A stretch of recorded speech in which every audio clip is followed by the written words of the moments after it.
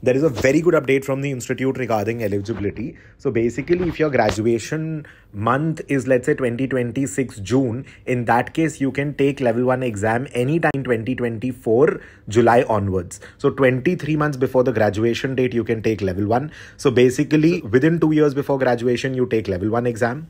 And 11 months before your graduation date, you can take level 2 exam. This is the new update, because earlier you were allowed to take level 2 exam only after your graduation was completed. But now you can take the level 2 exam while in the final year of your graduation. The moment your graduation is done, you can take your level 3 exam after you are a graduate. So basically what we do is, before the graduation date, 2 years before that, we take level 1 exam. 11 months before the graduation date, we take level 2 exam. The moment our level 2 exam is done, the results are out, we start preparing for level 3. So the moment your graduation is completed, you can join your job, etc. Start working. Level 3, you're almost prepared while you're graduating. You take the level 3 exam immediately after your graduation is complete. So this is a great announcement. It saves a lot of time, and you can move a little faster in terms of preparation. And it's always easier to prepare for the exams along with college than along with a full-time job. So there's a brilliant update that has been out by the institute. For the graduation month part, you'll have to check the note on graduation month, what is considered graduation month. For a 4-year or a 3-year program, whatever be the undergraduate program, if you've completed requisite number of credits, the Indian law recognizes the 3-year program as a graduation. 4 years is with honors. The 3rd year result month is going to be considered your graduation date, if you have completed the number of credits that qualifies as a graduation for 3rd year. So that you will have to check with your college. So 23 months before graduation date, that could be 3rd year also, even if you have a 4-year college program. The 23 months before your 3rd year graduation month, the month in which you get the 3rd year result, 23 months before that, you can take your level 1 exam. 11 months before that, you can take your level 2 exam. After level 2 results, you can study along with, in your last year of college, and you can take your 3rd level exam after your college is complete.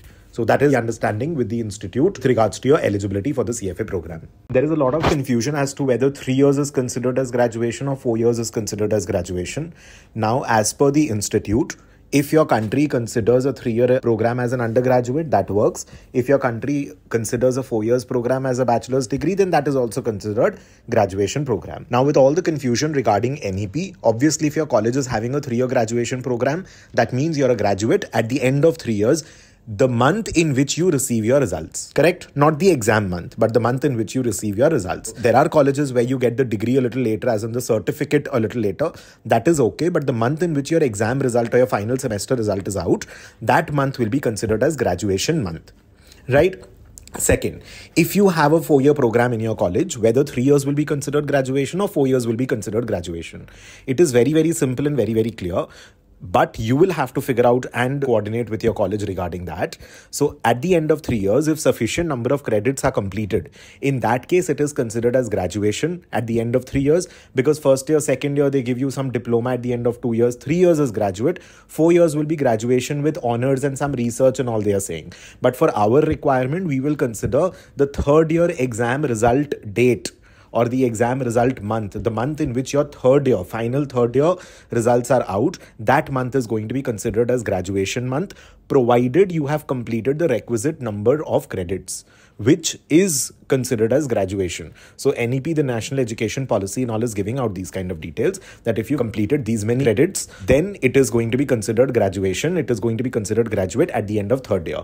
Whether it is graduation with honors and all is not a problem for us when we are considering eligibility, when you're considering the term graduate or not. Graduation date is the month in which you get the results for your 3rd year exam, even if you have a 4-year graduation program in your college, provided you have completed the number of credits required as per the NEP in order to qualify as a graduate. Now, the number of credits you've completed, 3rd year or 4th year, what is your college doing, etc. is something you will have to figure out and coordinate with the college. But this is a clarification with respect to the graduation date.